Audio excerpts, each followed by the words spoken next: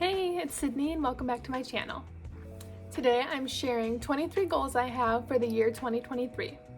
So I'm a little bit late to the game in this video. It's already February 4th, but better late than never, and I've kind of had these goals since the beginning of January anyway. Not that it needs to start at a certain time per se, but you know, everyone does their New Year's resolutions, so it's a really great time to just kind of start. So these won't be in any particular order, but my first goal, number one, is to grow my YouTube and social media, which is why I'm putting out this video in the first place. This is something I wanted to do for years now, but I just haven't, worked up the courage to do so. It's hard when you worry about what other people think of you and you worry whether it'll fail or whether you'll succeed, and sometimes you just have to put yourself out there. So that's what I'm doing. And then on that note, number two is to stop caring so much about what others think of me. I'm definitely a recovering people pleaser, and it's hard sometimes to worry about what kind of criticism you'll get from people and what other people think of you, when in reality it truly doesn't matter. As long as you're happy and as long as you're not hurting anybody and as long as you're doing something that you feel is worth your time, then there's no reason to worry about what anyone else thinks. Number three is to tap back into my creativity.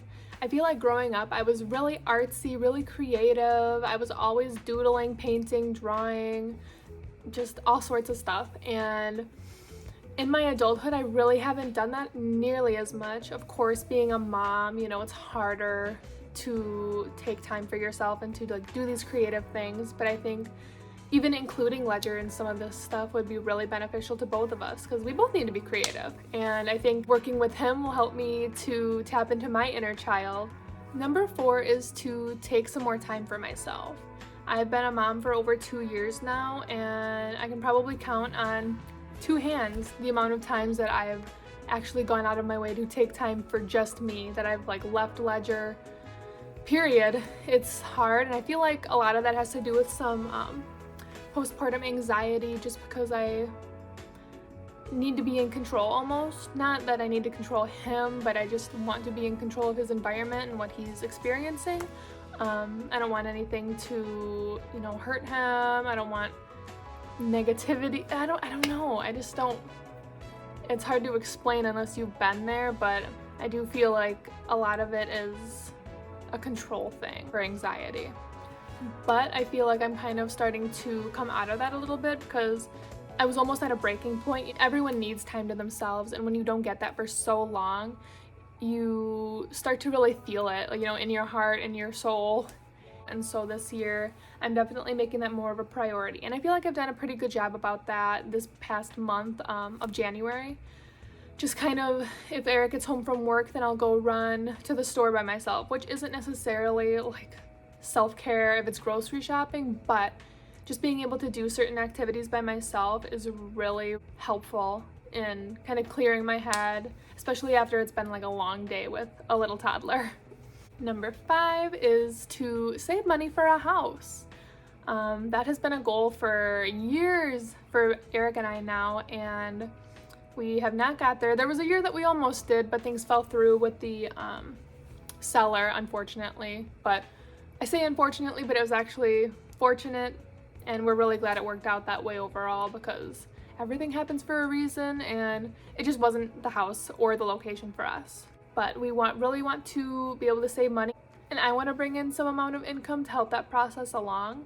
I'm currently a stay-at-home mom, and while we aren't necessarily struggling financially, I think it would be great to have a little extra income to put into savings. Number six is to really develop my own personal sense of style.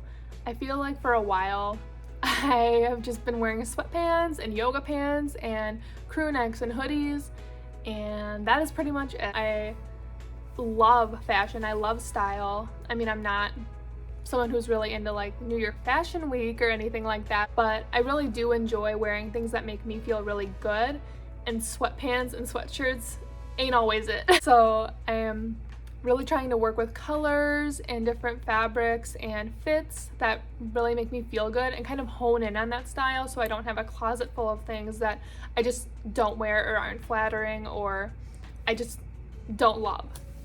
Number 7 is to put myself out there and do things that scare me. I'm definitely one and have been one to be hesitant to do things that are out of my comfort zone and that are kind of scary. But nothing exciting happens in your comfort zone and you need to move out of that box to have like significant growth. I don't want to be stuck in a box. I don't want to put myself in a box. I really want to be able to blossom and grow, and I'm gonna force myself to do that. Number 8 is to declutter. We have been working on decluttering for a while now, but of course things just kind of tend to pile up, clothes, toys, just random stuff that we don't need, even just empty boxes from shipments. I don't want to get to the point where we're necessarily minimalists, because I do like to have, decorations and other fun bits and bobs around the house, but I don't want to feel like I'm drowning in stuff anymore. I mean, you can see on the couch we have a couple of Ledger's books that he left out, which is fine, but having stuff scattered all over, it can make you feel like you're suffocating almost, which is not a great way to feel in your home. So I really want to get rid of as much as we can, and like I said, not necessarily jump to minimalism, but jump to much less than we currently have. Number 9 is to really hone in my gardening skills and plant a little balcony garden this summer. We live in an apartment right now, so obviously I can't have this beautiful, lush garden in the backyard that I'm dreaming of, but when we get that house, then I will. But no, this year I really want to work on that, and that'll give me some more experience with planting and gardening and working with these different herbs and veggies and fruits and other plants.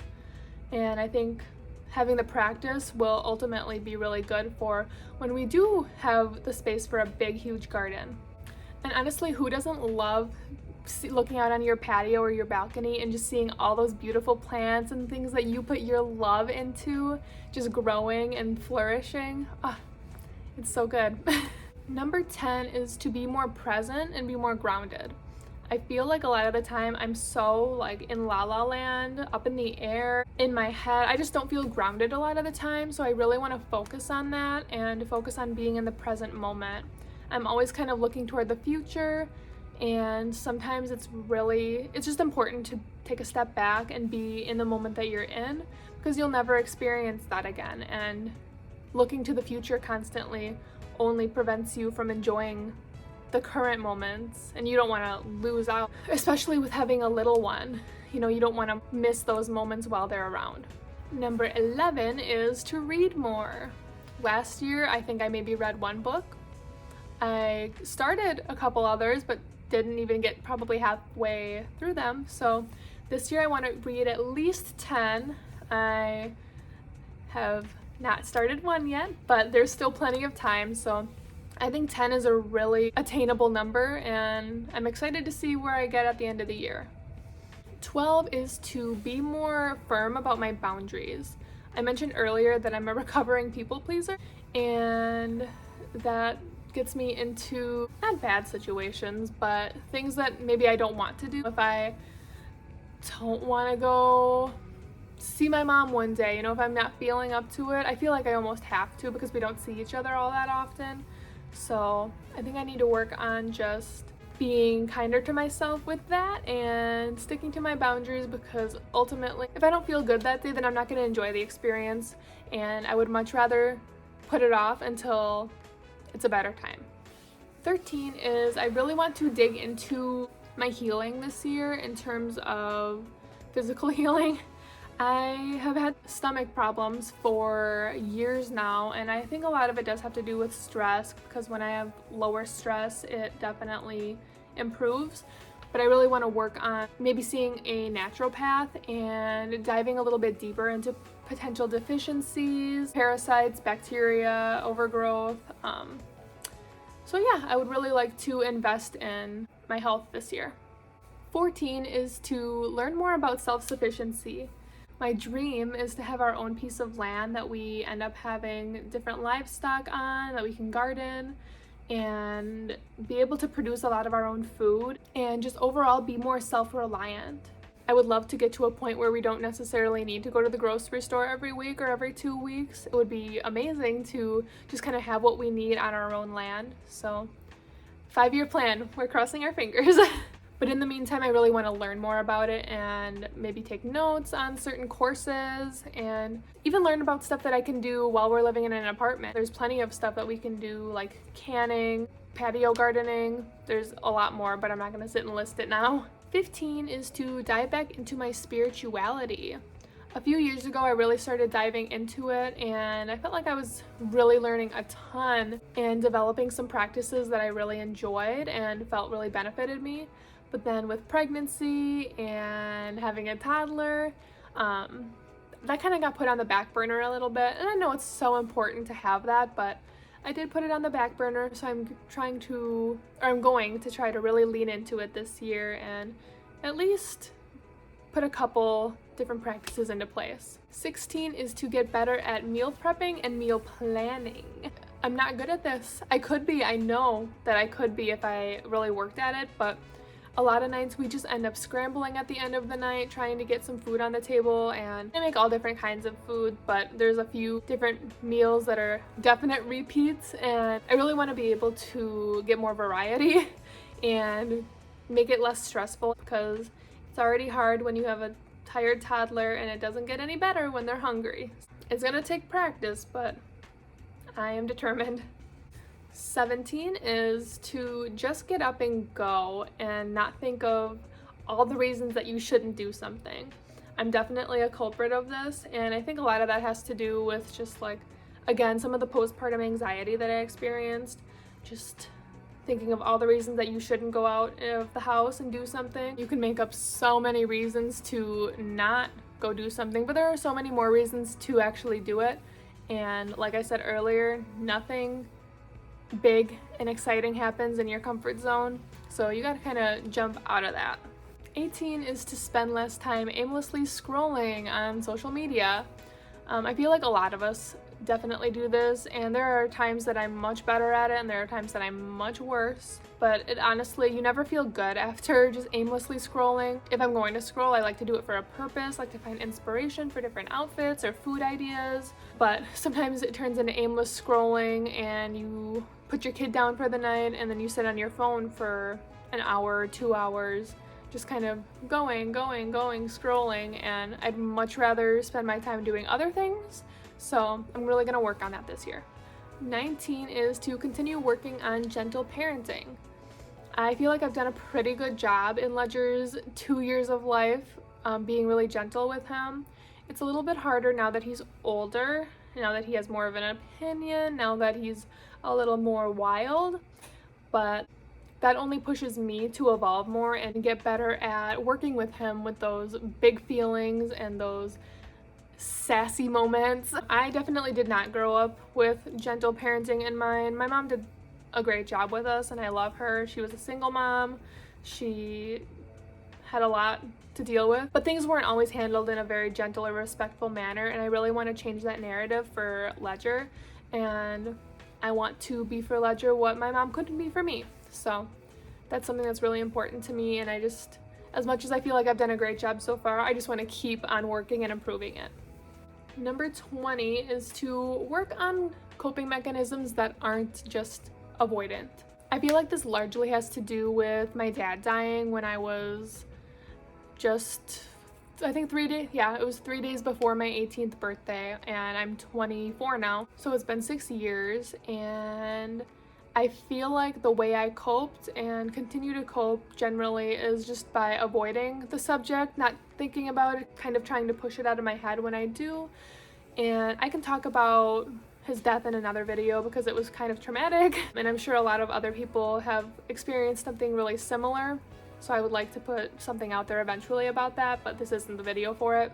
But yeah, I really want to maybe read some books about grief and loss and work on my coping skills a little bit and potentially even see a therapist. I don't know if that's necessarily in the cards for this year because therapy can be really expensive and everything is expensive right now. So I really want to at the very least, try and read some books, access some resources that will help me cope and heal in a different way.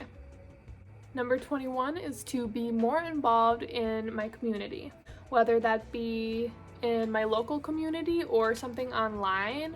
I feel like it would be really beneficial because I think it's really important for your own growth to be involved with a variety of different people. And if you're doing something like volunteering in your community, that's the perfect place to do it, and you're doing something good that'll make you feel good and that is like helpful to others. And bouncing off of that, number 22 is to make friends. I feel like I haven't really even had friends since high school, and that is 6 years ago. So I've stayed in touch here and there with some girls, and they're great, I love them, but I feel like I haven't really had even a single friend other than Eric in years. Like, nobody that I truly talk to consistently and hang out with. So that can be kind of hard, especially as a woman. I feel like being around other like-minded women is just really important, and that feminine bond is so sacred and is something that I really want to be able to experience again. Especially as an adult now, I think more mature female relationships would be really beneficial and just really heartwarming because women are so wonderful. I love women. I would love to meet one or several women who I really align with and would love to be friends with. And last but not least, number 23 is to be less of a perfectionist. I definitely fall into the trap of everything needs to be perfect, everything needs to be done a specific way, everything needs to turn out this way, or else it's just worthless. You know, it doesn't matter unless it's absolutely perfect. But sometimes things don't need to be done perfectly. Sometimes things need to be done half-assed so they get done. I'm not a big believer in half-assing things, just I like to do them perfectly right away, but sometimes that does not get you where you need to go, and you just need to put forth the effort, and it doesn't have to be absolutely perfect, but maybe doing the best that you can at this time is all that you really need it to be. I really hope that some of you resonated with these and that maybe you can take something from them. These are a lot of goals, but I feel like a lot of them, or most of them, are really attainable, and hopefully I can reach a lot of them this year. So thank you so much for watching, and I'll see you in the next one. Bye.